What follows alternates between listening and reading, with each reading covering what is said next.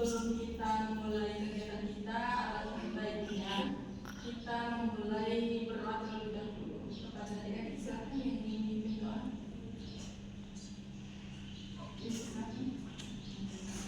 Sebelum memulai kegiatan kita hari ini, sebaiknya kita membaca doa. Kalau berdoa mulai.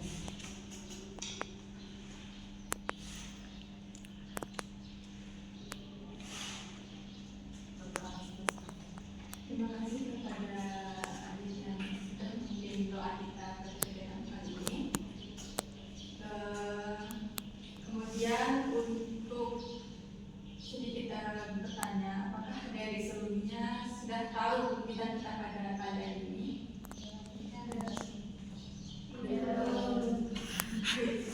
Kakak akan sedikit menjelaskan terkait kegiatan kita pada kali ini.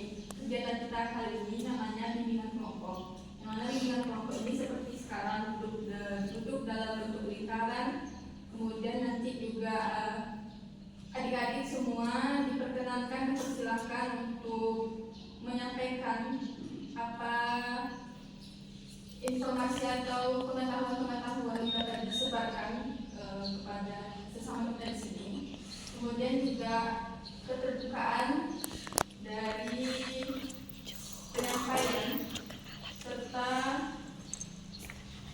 di sini kita sangat menjunjung tinggi yang namanya kerahasiaan. Jadi apapun itu bentuknya, apapun itu informasinya, alangkah baiknya hanya kita yang tahu di kelompok ini saja. Jangan sampai nanti segala bentuk informasi, baik itu yang secara tidak sengaja tersampaikan, yang informasi pribadi mungkin disampaikan keluar. Kemudian juga nanti ketika dalam pelaksanaan kegiatan, kita juga sangat mengapresiasi teman-teman untuk adik-adik semuanya untuk saling mendengarkan, saling mempersilahkan kawan-kawannya untuk berbicara, tidak menyela dan tidak memotong pembicaraan teman-temannya. Kemudian di sini kita juga menganut yang namanya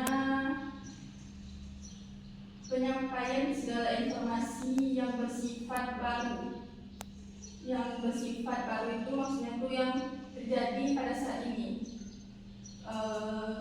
Sebelum kita masuk pada kegiatan inti kita, apakah semuanya sudah siap untuk melaksanakan kegiatan kita? Baik, untuk jika sudah siap, sebelum itu ada yang ditanyakan terkait kegiatan ini? Tidak.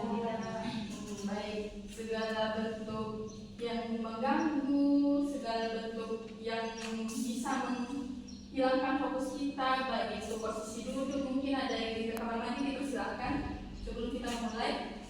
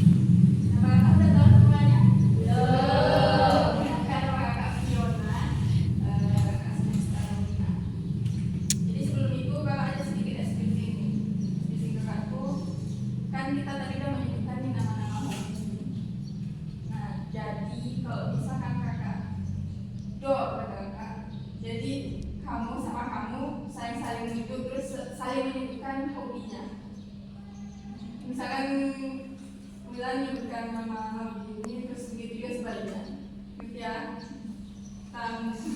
Ngerti kan semuanya? Misalnya nanti Kak Dor, kawan yang di tengah, kamu nyebut hobi dia, kawan kamu juga nyebut hobi dia. Jadi harus tahu nih hobi kawan-kawan semuanya. Dor, menari. main volley. Jamnya siapa ya? Kakak bisa dor 1 orang, bisa dor 2 orang ya. Oke. Dor. Sama-sama ikannya harus cepat gitu. Sama-sama, oke. Kayak dia terakhir. Kakak dor 2 orang ya. Dor.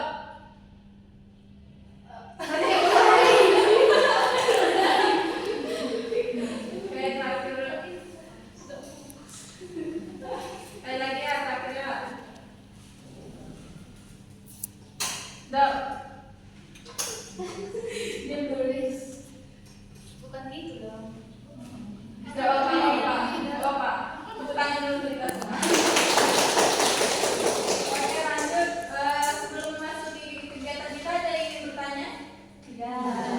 Ada yang ingin ke toilet? Tidak. Baik, semua hal-hal yang mengganggu atau mungkin posisi duduk yang kurang nyaman, silakan dinyamankan. Kita masuk pada topik terkait topik. Tadi kita juga sudah membahas ada 2 topik ya, topik bebas dan topik tugas. Jadi kalau topik tugas dari kakak, topik bebas dari adik-adik semua, nanti kita renungkan mana yang kita bahas. Jadi sekarang kakak ingin bertanya topik mana yang ingin kita bahas? Topik bebas. Topik tugas, kalau topik tugas berarti dari kakak. Oke, kalau untuk topik tugas kakak mengangkat topik memanfaatkan teknologi dengan baik untuk produktivitas dan keseimbangan hidup. Nah, saya ingin bertanya, kita sebagai para pengguna teknologi, kita sebagai para penikmat teknologi, pasti tentunya sudah tahu ya sebelumnya, baik itu dampak negatif dan dampak positifnya. Saya ingin bertanya terlebih dahulu terkait dengan apa sih dampak positif dan dampak negatifnya dari kita penikmat teknologi tersebut. Silakan. Dampak positifnya akan mempermudah dalam berkomunikasi.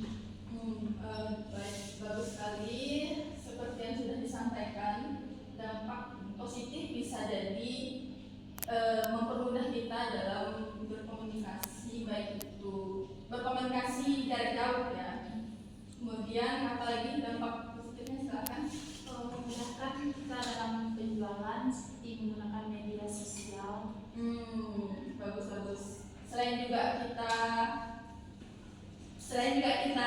bisa memanfaatkan teknologi tersebut, kita juga bisa memanfaatkan dengan cara yang lainnya, bisa berbisnis mungkin kan. Silakan. Ya. Dampak negatif misalnya menjadi kecanduan, contohnya HP kan. Pada Ini dia salah satu yang akan kita bahas nanti. Selain ada dampak positifnya, ada dampak negatifnya juga. Kemudian, ya. Dampak negatifnya itu bikin mata Kak, kalau lihat gadget terdekat. Ya. Sama seperti bagus sekali dampak negatifnya itu ketika kita berlama-lama menggunakan teknologi atau HP yang bisa kita katakan handphone lah ya, yang tidak bisa kita tinggalkan, itu bisa membuat mata kita menjadi sakit. Kemudian dari dampak negatif tadi itu kan kebiasaan yang tidak sehat ya dalam penggunaan teknologi kan itu. Kemudian ada nggak sih sebenarnya ketika kita sudah tahu dampak negatif dari penggunaan teknologi tersebut, ciri-ciri yang timbul ketika kita menggunakan teknologi dalam jangka yang panjang? Ada yang tahu nggak?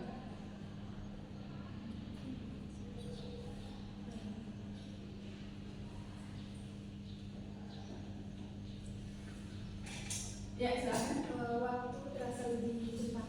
Ya, bagus. Bisa jadi ya, karena kita terlalu sangat lupa waktu, jadinya waktu terasa lebih cepat berlalu karena kita saking tidak tahunya waktu dalam memainkan teknologi tersebut. Kemudian ada lagi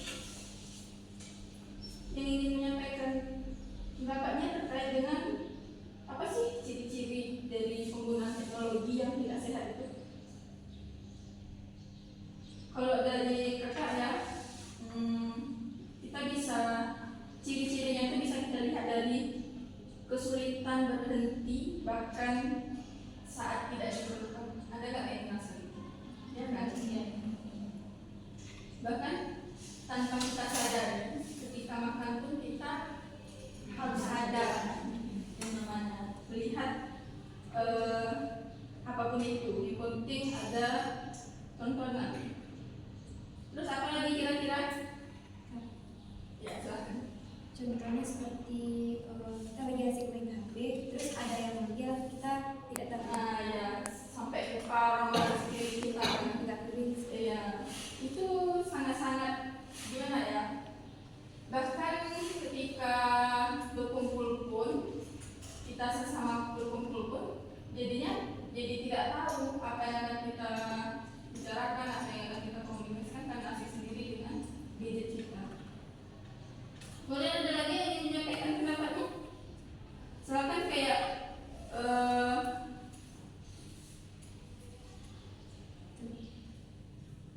silakan.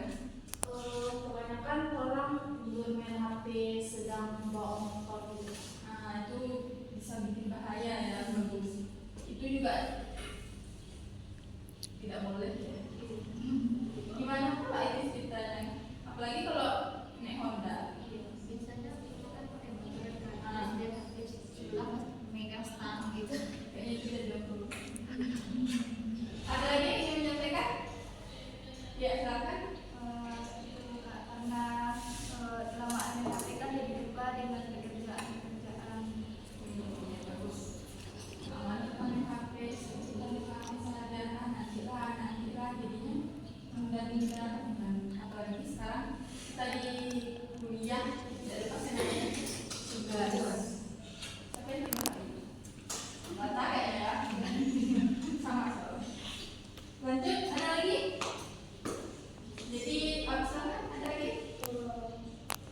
Baru tadi mengasih masalah jadi ini dan Itu juga bisa. Kayak overload lah jadinya gitu kan. Bagus. Jadi bisa Kak simpulkan ya dari ciri-ciri tanda kita menggunakan teknologi sudah tidak sehat lagi. Yang pertama itu kita menghabiskan terlalu banyak waktu. Kemudian sulitnya untuk berhenti memegang gadget tersebut, gitu kan?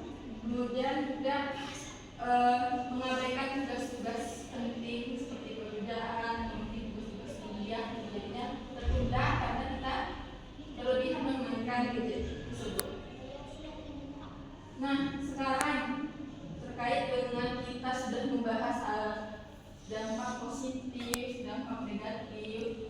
Kemudian juga kita sudah mendiskusikan bagaimana tanda-tanda penggunaan teknologi yang sudah mulai tidak sehat. Kakak mau nanya satu persatu dari adik-adik semuanya. Kira-kira bagaimana sih sebenarnya kita bisa memanfaatkan teknologi ini secara baik atau secara efektif? Gimana sih baiknya kita dalam menggunakan teknologi ini? Silakan. Misalnya waktu main HP kak, harus ada waktunya. Ini waktu main HP, waktu ngerjain tugas, jadi kita nggak ketergantungan main HP. Harusnya ya. Bagus, itu bagus tuh. Bagaimana strategi kita dalam mengelola lah gitu aja. Nah, bagaimana kita mengatur waktu ini penggunaan bermain HP, terus nanti ini lagi penggunaan jam kita waktu buat tugas. Ada lagi yang ingin berpendapat bagaimana sih baiknya sebenarnya kita ini menggunakan teknologi sebatas seperti yang sudah disampaikan tadi, waktu atau tidak. Ada lagi?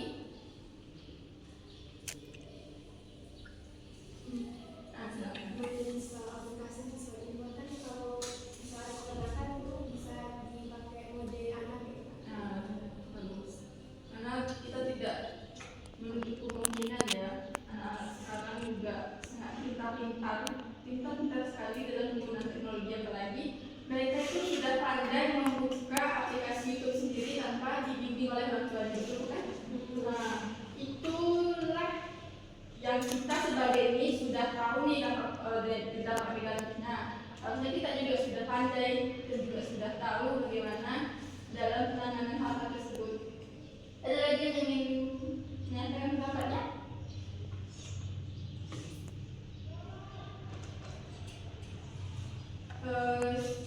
Kayak gini misalkan, kita sudah berusaha untuk membatasi bagaimana dalam penggunaan gadget. Kita tahu kita misalkan seperti yang sudah disampaikan tadi, mana waktu itu buat tugas, mana itu yang main HP. Kemudian tanpa disadari, tanpa kita sangka, ternyata ada notifikasi dari HP tersebut. Tentu itu sangat-sangat menggiurkan, sangat-sangat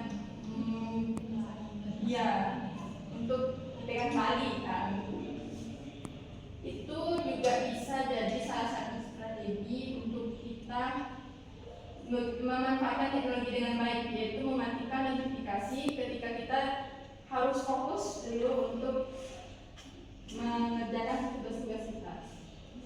Nah, ada nggak yang lain? Kira-kira?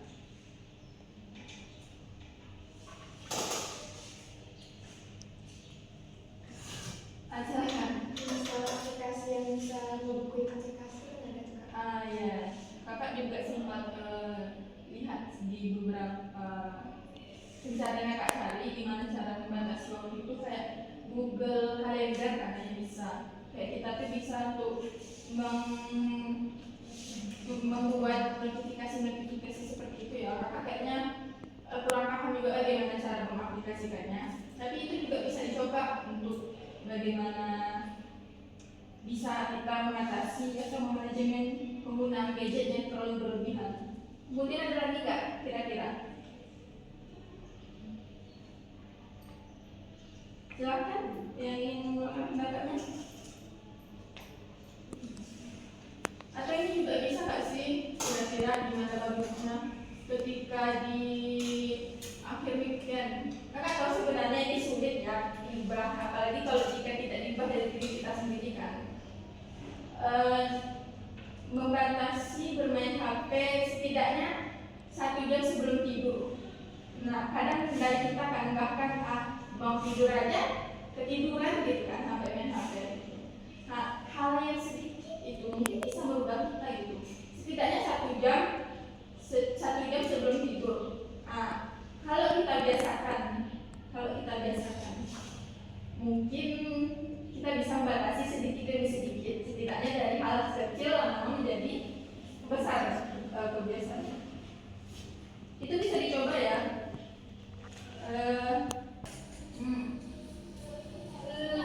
Dari pembahasan kita tadi bisa kakak simpulkan sedikit ya, yang bisa kita gunakan sebagai strategi kita dalam manajemen waktu penggunaan gadget yang tidak sehat yang berlebihan. Yang pertama itu bisa kita monitor kebiasaan kita dalam penggunaan teknologi selama seminggu, atau mencatat layar screen time. Ada nggak di aplikasi itu atau di HP tertentu kayak penggunaan harian berapa jam gitu. Nah, itu bisa kita catat ya.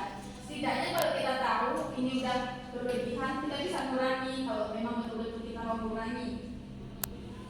Terus yang kedua, seperti yang disampaikan tadi, kayak mendownload aplikasi yang bisa menyalakan notifikasi pemakaian gadget yang sudah berlebihan. Seperti yang Kak bilang tadi, bisa dicoba Google Calendar.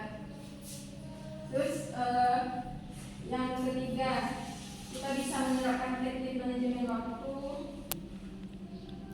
dengan bantuan aplikasi seperti yang sudah Kakak sampaikan tadi. Terkait dengan pembahasan materi kita dari dampak positifnya, dampak negatifnya, kemudian apa tadi ciri-cirinya, terus apalagi yang terakhir strategi. Ya. Dari pembahasan kita yang itu pembahasan kita yang sudah kita bahas, Kakak ingin bertanya terlebih dahulu, apakah ada yang ingin ditanya? Tidak ada. Jika tidak ada, Kakak akan meminta sedikit kesimpulan dari Kaki terkait dengan pembahasan kita. Silakan. Baik, dari pembahasan yang kita bahas tadi, saya dapat menyimpulkan bahwasannya di dalam menggunakan teknologi yang ada pada saat ini, bisa dilihat dari dampak positifnya, yaitu kita bisa menggunakannya untuk kepentingan kita, seperti kita bisa berjualan online menggunakan aplikasi-aplikasi atau media sosial, dan juga memudahkan kita untuk mencari lowongan pekerjaan. Terus strateginya itu kita bisa menggunakan aplikasi yang dapat mengatur jadwal kegiatan, dan dampak negatifnya itu kita bisa menjadi kecanduan untuk menggunakannya, seperti saat kita makan kita menggunakan HP, saat berjalan ataupun dalam perkumpulan, dan saat kita menggunakan motor. Nah, bagus sekali. Silakan. Ya. Dari ini saya menyimpulkan pembahasan kita pada hari ini, mungkin dari sisi positifnya mungkin memudahkan kita untuk berkomunikasi antara jarak jauh. Terus dari sisi negatifnya yaitu mungkin kita kecanduan. Ciri-cirinya seperti saat makan kita tetap main HP. Terus strateginya mungkin mengatur jadwal untuk bermain HP. Mungkin kesimpulan yang dapat saya ambil dari yang tadi, penggunaan itu kan banyak ada dampak negatif dan positifnya. Mungkin dari dampak positifnya juga banyak, tapi kita bisa memudahkan mengerjakan tugas kuliah, terus mencari informasi tentang perkembangan zaman. Terus tapi dampak negatifnya juga ada, misalnya kita karena terlalu lama bermain gadget bisa sakit mata, terus kecanduan dalam bermain gadget, terus hal-hal yang dapat kita lakukan untuk supaya tidak terlalu strateginya terlalu berlebihan dalam bermain itu gadget itu, sampai kita bisa membatasi waktu kita untuk dalam bermain gadget itu. Terus ciri-ciri dalam penggunaan itu misalnya tidak bisa lepas dari yang namanya gadget, terus bisa jadi kurang tidur karena selalu sering main gadget. Silakan. Ya. Karena kesimpulan dari teman kita tadi, itu dari sisi positifnya yaitu kita dapat berkomunikasi dengan mudah secara jarak jauh, dan juga dapat seperti berjualan online melalui media sosial. Dampak negatifnya seperti kita lalai terhadap keadaan sekitar, lalu lalai juga di dalam melakukan aktivitas maupun pekerjaan. Ciri-cirinya itu seperti tidak lepas dari penggunaan handphone dan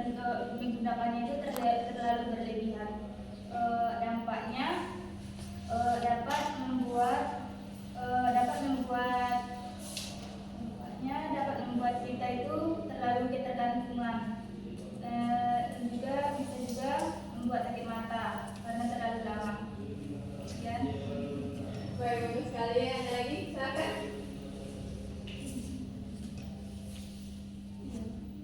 Ya. Ya. Jadi kesimpulan kajian ini ada dampak positifnya. Dampak positifnya kita dapat mendapatkan informasi tentang lowongan pekerjaan, kemudian kita bisa mencari pelajaran di dalam YouTube, bisa mendapatkan informasi tentang pelajaran. Dampak negatifnya kita tidak mengenal waktu dengan bermain HP itu secara berlebihan. Kemudian ciri-cirinya itu terjadi dalam jangka waktu panjang, seperti waktu itu tidak terasa dengan bermain HP. Sudah? Baik, putar dulu. Penyimpulan pembahasan dari semua ini, karena Kak akan menanyakan komitmen ada dari semua satu persatu. Apa sih yang akan dari semua lakukan setelah kita membahas mengenai dampak-dampak, tanda-tanda dampak-dampak positif dan negatifnya, tanda-tanda penggunaan teknologi yang tidak sehat. Kakak akan menanyakan bagaimana komitmen dalam penggunaan gadget teknologi yang Baik, komitmen saya untuk selanjutnya dalam penggunaan gadget ini kemungkinan saya akan lebih mengatur waktu saya, seperti membedakan mengatur untuk di mana keperluan untuk memain HP atau menggunakan HP dengan keperluan yang lain. ya bagus sekali. Silakan. Kewajiban saya untuk kedepannya mungkin mengurangi bermain gadget, mungkin mengatur waktunya, kita belajar, kita main gadget dan main gadget. Baik, bagus sekali. Ada lagi? Silakan. Ini Kak minta satu persatu ya komitmennya. Kali ini komitmen yang akan kita lakukan selama seminggu setelah pertemuan kita minggu depan. Nanti akan kita bahas. Silakan. Silakan. komitmen saya untuk depan kita mengatur waktu saya, waktunya main HP ini, waktunya ngerjain kuliah ini, waktunya ngerjain sesuatu yang dirasa penting selain gadget gitu kan. Terus juga lebih mengurangi waktu bermain gadget itu supaya tidak terlalu ketergantungan. Komitmen saya ke depannya yaitu dengan mengatur waktu dan dengan mendahulukan mana yang lebih penting, seperti tidak menggunakan gadget itu terlalu berlebihan, dan juga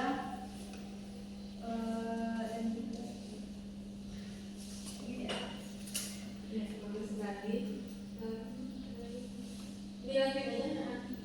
komitmen saya Kak ke depannya, saya akan mengurangi bermain gadget dan berlebihan dan mencoba untuk mengaktifkan aplikasi yang sering saya gunakan.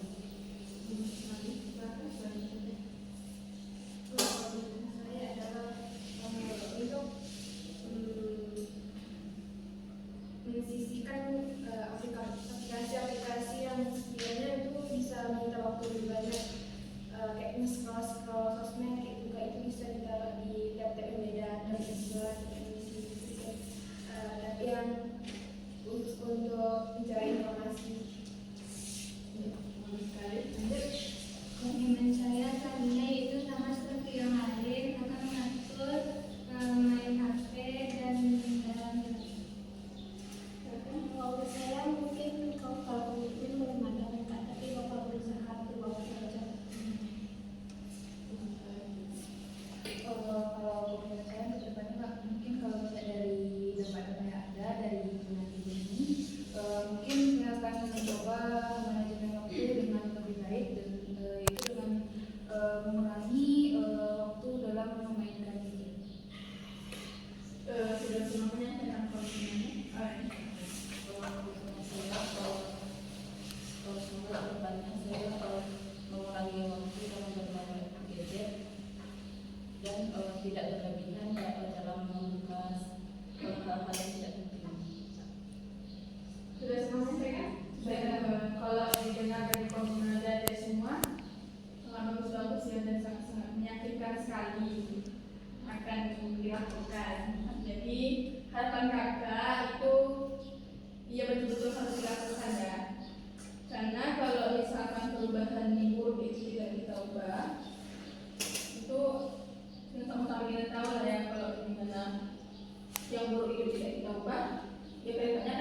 buruk.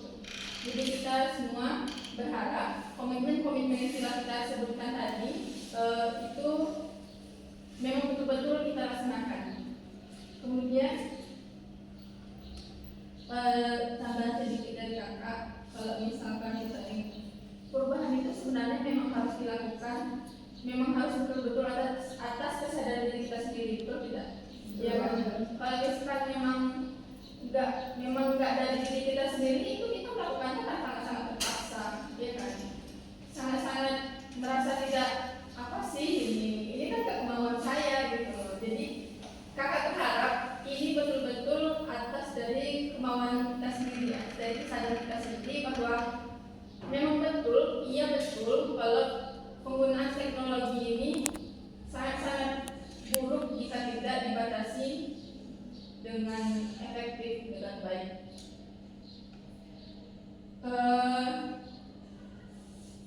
Setelah kita membahas terkait dengan penggunaan teknologi dan bagaimana pemanfaatannya, bagaimana kesan dan kesannya dalam kegiatan kita pada kali ini. Silakan yang ingin mengungkapkan pendapatnya. Ya, silakan. Baik, saya akan menyampaikan kesan dan kesan saya dalam kegiatan kita pada hari ini. Yang pertama yaitu kesannya itu saya bisa mendapatkan pengalaman baru dan ilmu baru, serta topik yang kita bahas kali ini begitu menarik, dan kesannya itu kita mungkin bisa melakukan kegiatan ini lebih baik lagi ke depannya. Ya, silakan. Bagus sekali.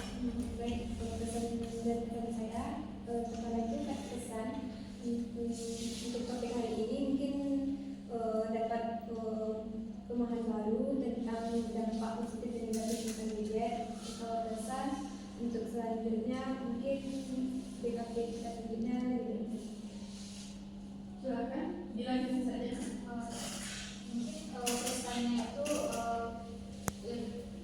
dari materi yang kita bahas sekarang ini bisa tahu apa sih dampaknya dan dampak positifnya, terus bagaimana sih cara mengatur agar kita itu tidak terlalu ketergantungan dengan gadget.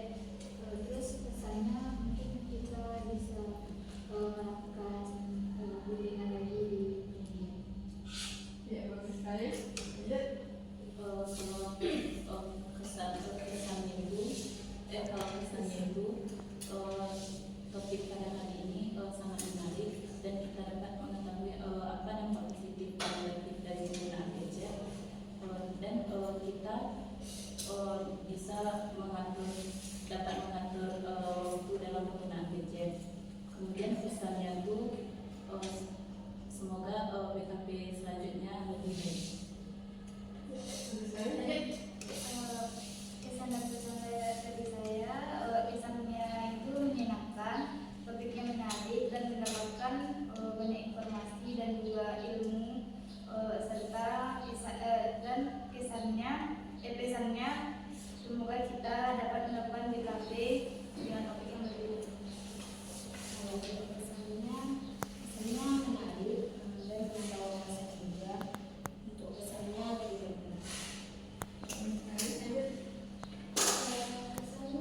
Bisa mendapatkan informasi lebih kan tadi membahas tentang penggunaan kalender kan saya sebagai mahasiswa cuma tahu kalender itu cuma melihat tanggal merah gitu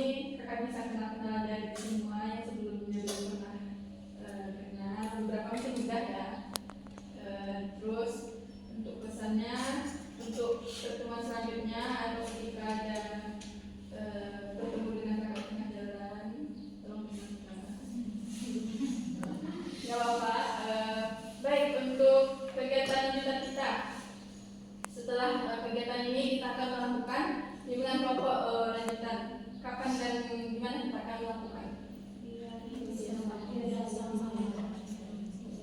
Sepakat semuanya di hari itu? Baik, kita sepakati untuk pertemuan bimbingan kelompok kita selanjutnya di hari yang sama, di ruangan yang sama, kelas yang sama, untuk topiknya berbeda. Baik, karena kita sudah di penghujung kegiatan, kakak mau mengucapkan sekali lagi terima kasih atas partisipasi dari adik-adik semua untuk kegiatan kita kali ini. Kakak mengharapkan semua yang kita lakukan ini bermanfaat dan ada sisi baiknya juga.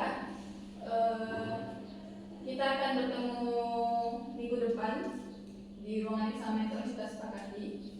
Untuk kegiatan kita kali ini akan kita tutup dengan pembacaan doa kembali karena di awal kita sudah mulai